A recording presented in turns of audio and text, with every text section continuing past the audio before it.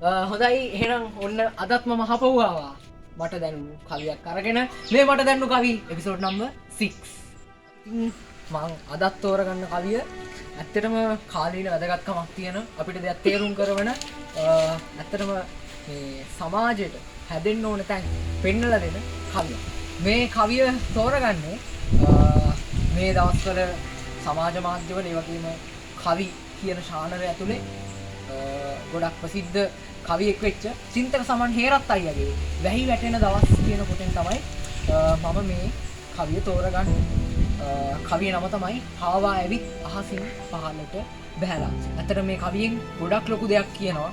මේ කවිය ඇත්තටම ළමයි පසුබිම් කරගෙන තමයි මේ කවිය ලියවිලා තියෙන්නේ. ඇත්තටම මේ වර්තමාන තියෙන තරඟකාරී අධ්‍යාපන රටාවත් එක්ක ළමයි කොයිතරම් මානසික පීඩනයකට මුහුණ දෙනවද?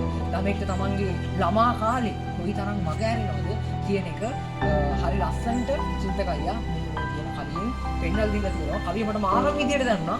ඉතින් ඒ නිසාම තමයි මම මේකට තෝරගත්තේ. මට දැනුණු කවිය වැඩසටහනට. ඒ වගේම මම හිතනවා මේ කවියෙන් ඇත්තටම ලංකාවේ ජීවත් වෙන මිනිස්සු විදියට අපි හැමෝටම ගන්න දෙයක් තියෙනවා කියන එක. ඉතින් එහෙනම් වැඩිදුර දේවල් කතා කරන්න කලින් අපි ගිහින් කවිය බලලිමු. හාවා ඇවිත් අහසින් පහළට බැහැලා මැදියම ගෙවෙද්දී පාඩම් මේසෙ ළඟ කවුළු දිගේ ගැලුවා සඳ වතුර ගඟ දිග පැමිණි කවුරුන් හෝ මිදුල ළඟ දුටුවෙමින් අතර වී නටමින් සිටින වග තනියම සඳේ ඉන්නට කම්මැලි හිතිලා හාවා ඇවිත් අහසින් පහළට බැහැලා පාඩම් කරපු පොත ඩිංගිත්තක් වහලා ඇසුවේ මෙහේ විස්තර මොනවද කියලා මුළු ආකාසෙටම මං විතරයි ඉන්නේ තනිකම නිසා ඉඳ හිට ඇවිදින් යන්නේ සෙල්ලම් කරන්නට නෑ කිසිවෙක් එන්නේ තනියම තමයි මං මෙහෙ ආවත් ඉන්නේ පැන ඇවිත් හාවා කවුළුව ළඟට ඇහුවා යන්න කැමතිද කියලා සඳට දරුවා මතකද ශිෂ්‍යත්වය නුඹට අම්මා වසා දැමුවා කවුළුව තදට වැහි වැටෙන දවස්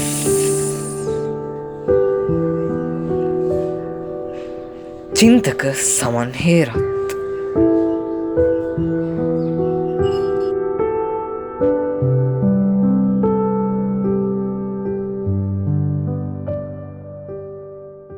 මැදියම ගෙවෙද්දී පාඩම් මේසෙ ළඟ කවුළු දිගේ ගැලුවා සඳ වතුර ගඟ දිග පැමිණි කවුරුන් හෝ අතරමඟ දුටුවෙමින් නතර වී නටමින් සිටිනවද. ඉතින් මොකද්ද වෙන්නේ මේ කතාවේ මේ කවිය කියවෙන්නේ හරි මේ ප්‍රාථමික ශ්‍රේණිවල ඉගෙන ගන්න ළමයෙක් ගැන. ප්‍රාථමික ශ්‍රේණිවල කියනකොට හරියටම 5 වසරේ ශිෂ්‍යත්ව විභාගෙ ලියන ළමයෙක් ගැන තමයි කියවෙන්නේ. ඒත් අපි ඒවා පස්සට ගමු.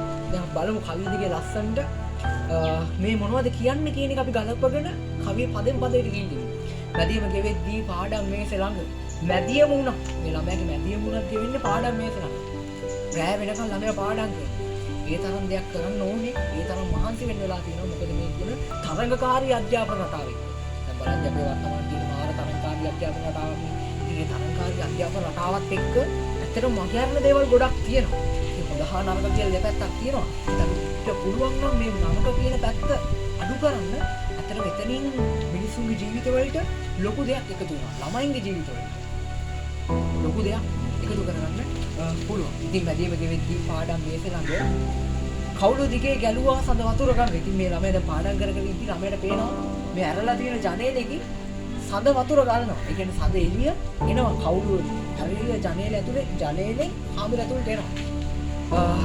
ඊපස්සේ ගඟ දිග පැමිණි කවුරුන් හෝ අතරමඟ ඒ ගඟත් එක්ක ගඟ දිගටම ආපු කවුරු හරි කෙනෙක් මේ අතරමඟ නතර වෙලා පැමිණි කවුරුන් හෝ අතරමඟ දුටුවෙමි නතර වී නටමින් සිටිනවද මේ සඳ ගඟ නැත්නම් සඳ ගස් ධාරාව දිගාම කවුරු හරි කෙනෙක් ඉන්නවා ඒ අතරමඟ නතර වෙලා නට ඉන්නවා ඒ ළමයා වань හරි පුදුමයි කියන්නේ මහා රැය වෙනකම් පාඩම් කරලා පාන්දර වෙනකම් පාඩම් කරනවා ඉතින් මේ විදිහේ ළමයට තේරෙනවා මේ කවුද කෙනෙක් ඇවිල්ලා නටකට ඉන්නවා ඉතින් ඇත්තට මේ කවුද මේ ඇවිල්ලා කවුද අපි බලමු මේක චින්තකය පෙන්නනවා ඊළඟ කවිය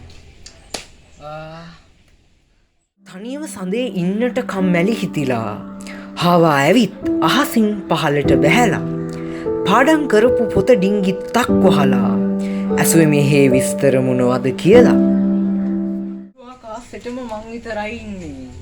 තනිකම නිසයි ඉඳ හිට ඇවිදින් යන්නේ. සෙල්ලම් කරන්නට නෑ කවුරුත් එන්නේ. තනියම තමයි මං මෙහි ආවත් ඉන්නේ.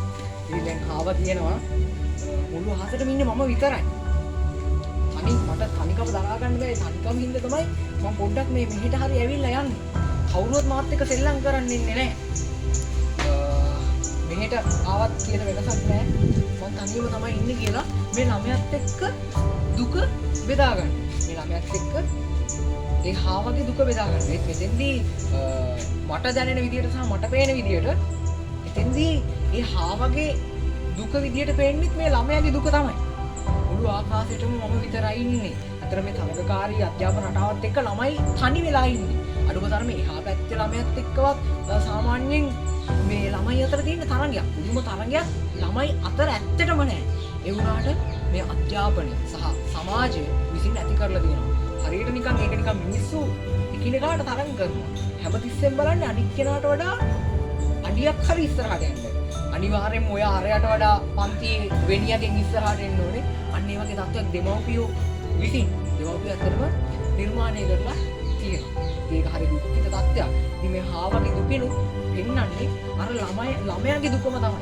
ඇයි අපි මේව කරන්නේ? මේ ළමයින්ගේ මේ තියෙන ලස්සන ළමා කාලේ. ඇයි අපි මේ විදියට නැති කරන්නේ? ළමා කාලේ ගියාට පස්සේ අපිට ආයෙමත් ඒ ළමා කාලේ ගන්න බෑ.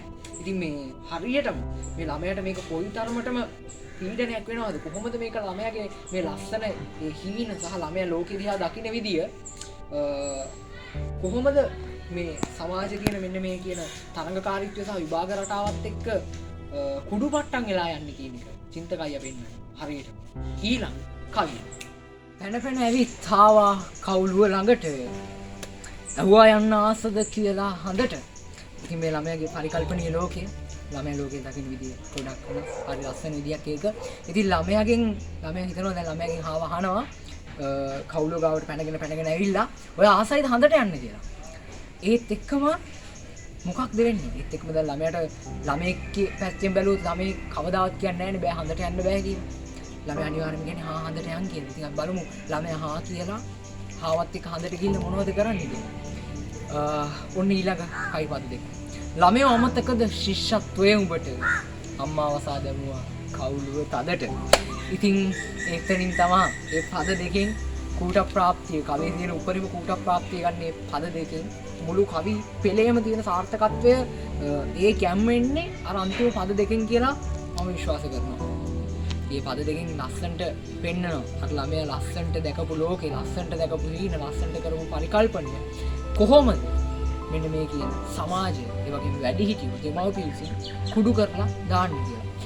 දැන් හාවා ළමෙන් ඇහුවාම අදට යන්න එනවද කියලා ළමයි උත්තරෙන් දෙන්නත් කලින් අම්මා එතෙන්ට එකපාරට අම්මා ඇවිල්ලා අම්මා කියනවා ළමයෝ අමතකද ශිෂ්‍යත්වයේ උඹට වට ශිෂ්‍යත්වය අමතකයිද අම්මාව සාදැමුවා කවුරුව තදට ඉතින් ළමයට හදට යන්න වෙන්නේ හදට නෙමෙයි කොහෙටවත් යන්න වෙන්නේ මොකද ශිෂ්‍යත්වය ළමයා බලාගෙන ඉන්න නිසා ඇත්තටම ඉන්න තරම් කාලීන තේමාවක් අල්ලලා තියෙන වස්තුතයක් චින්තකය මෙතනින් පෙන්නන්නේ ඇත්තටම අද සමාජයේ ළමෙක්ගේ තත්ත්වය.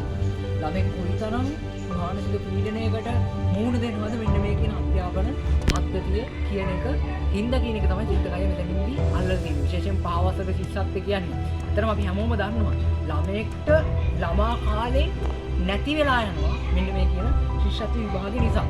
ගොඩක් වෙලාවට දෙමව්පියෝ මේ විභාගේ ඉන්නම ළමයාට තමන්ගේ ළමා කාලේ විඳින්නවත් දෙන්නේ නැහැ. අඩුම තරමේ ළමයාට සෙල්ලම් කරන්න යන්න, ළමයාට කාටුන් එකක් බලන්න, ඒ කිසි දෙයකට ඉඩක් දෙන්නේ නැතුව ඒ ළමයාව දිගටම මෙන්න මේ කියන අධ්‍යාපනයේ තියෙන රාමුවටම කොටු කරලා තියෙන තත්ත්වයක් තමයි අද ශිෂ්‍යත්ව කියන විභාගය ඇතුලේ තියෙන්නේ. ඉතින් ඇත්තටම මේ ශිෂ්‍යත්ව කියන වයස කියන්නේ අවුරුදු 10ක ළමයි. හරි පොඩි. වගේ මේ ළමෙක්ගේ මනස හරි ළමා මනසක් තියෙනවා.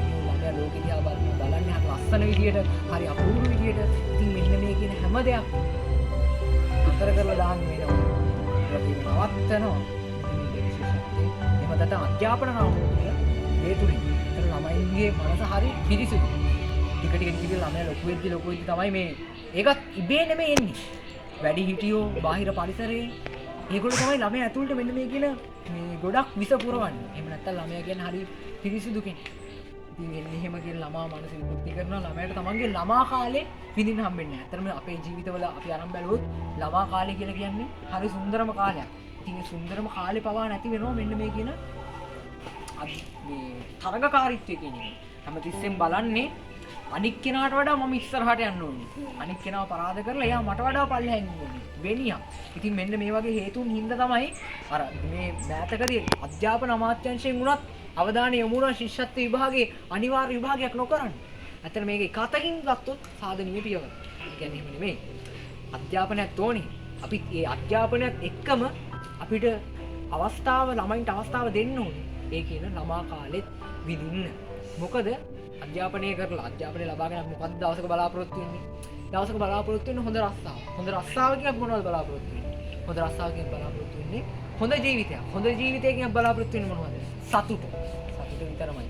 අපි මෙන්න මේ කියන හැම දෙයක්ම කරන්නේ දවසක සතුටින් ඉන්න කියලා හිතාගෙන. ඒත් කියන්න දුකයි ලංකාව තියෙන්නේ ලෝකේ සතුටු දර්ශකයක් අතින් බලද්දී. ඊටමත් පල්ලෙහාම තැන. ඉතින් මේකට හේතුව ඒකයි. දැන් අපි හොඳට ඉගෙනගෙන ගිහිල්ලා සමාජ තත්ත්වයකට ගිහිල්ලා අපිට සල්ලිත් තියෙනවා අපි හොඳටත් ඉන්නවා. ඒත් එතන අපේ සතුට නැත්තම් මොන මගොල්ලකටද ඒව කරන්නේ? මොනවද එතනින් කියලා තියෙන්නේ?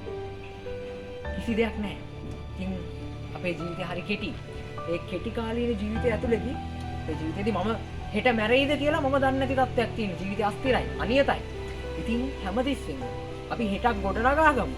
ඒත් එක්කම අද ඕනේ මොනවද? අද සතුට තියෙන්නේ කොතනද? ඒ සතුට අපි අපේ ජීවිතවලට ලං කරගමු. ඉතින් අධ්‍යාපන පද්ධතියෙන් වෙන්න ඕනේ අධ්‍යාපනය ලබා දීලා හොඳ තැනකට යන්න, හොඳ ආර්ථික මට්ටමක් ගොඩනගා ගන්න ළමෙක්ට මඟ පෙන්වන්න ඕනේ. ඒත් එක්කම ළමයින්ට උගන්වන්න ඕනේ. උගන්වුවේ නැතත්, ඉගැන්වුවේ නැතත් උගන්වන්න දෙයක් නෑ. ඉඩ දෙන්න ඕනේ. තමන් ආස දේවල්, තමන් සතුටු වෙන්න මොනවද? ඒ දේවල් තමන්ගේ ජීවිතේට ලං කරගන්න.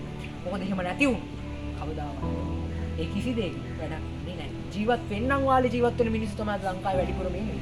ඉතින් මේ හැම දෙයකටම හේතුව පටන් ගන්න අධ්‍යාපන රටාව ඉඳන් තමයි. ඉතින් චින්තක සමන් හේරත් අයියා මේක ලස්සනට අල්ලලා තියෙනවා. අපිට ලොකු දෙයක් හිතන්න මඟ පෙන්වන කවියක්. ඇත්තට මේ කවිය ඇතුළේ තියෙන්නේ නිකන් පද පෙළක් විතරක් නෙමෙයි. ලොකු දෙයක් තියෙනවා. රටක් හදන්න, රටක් ගොඩනගන්න ඕනේ. ලොකු දේවල් මේ කවිය ඇතුළේ තියෙනවා. ඒක අයියා මේ කවිය කියලා තියෙන්නේ ඇත්තටම ඒ දේ අපිට තේරුම් ගන්න පුළුවන් නම්, අපේ දෙමාපියන්ට තේරුම් ගන්න පුළුවන් නම්, මේ රටේ ඉන්න මිනිස්සුන්ට තේරුම් ගන්න පුළුවන්. අපිට පුළුවන් මේ ලංකාව ලෝක සතුටු දර්ශකයේ අති පිටි පස්සෙම ඉන්න රටවල් අතර නෙමෙයි. ඊට වඩා චුට්ටක් මැද හරියනවා. ඒවත් අත ඊටත් වඩා තේරුම් ගත්තු මුල් හරියනවා. ගෙන්න ගන්න. ඉතින් ඇත්තටම වෙන්න ඕනේ ඒක. මේ මොනවා කරත් වැඩක් නැහැ. අපි ඉන්නේ සතුටින් නෙමෙයි. ඉතින් ඒ අවස්ථාවේ ඉස්සරහා ජීවිතේ ගොඩනගා ගන්න. ඒ වගේම අපිට තව කොයි තරම් කල් ජීවත් වෙන්න තියෙද කියන එක අපි දන්නේ නැහැ. ඒ නිසා ඒ වෙලාවේ සතුටින් ඉන්න. ඒක අන්තිමට කියන ගම ඉදිරිවිද සරච්චන්ද්‍ර මහත්තයා කියන හරි ලස්සන කතාවක්. ලෝකයේ ඇත්තේ යෑම් ඊම් පමණයි. නොගොස් එන්නට බැරි. නෑ විදි. යන්න බැරි. ඉතින් එහෙනම් මටත් දැන් යන්න වෙලාව ඇවිල්ලා. අපි එහෙනම් අදට යනවා ඊළඟ එපිසෝඩ් එකේ.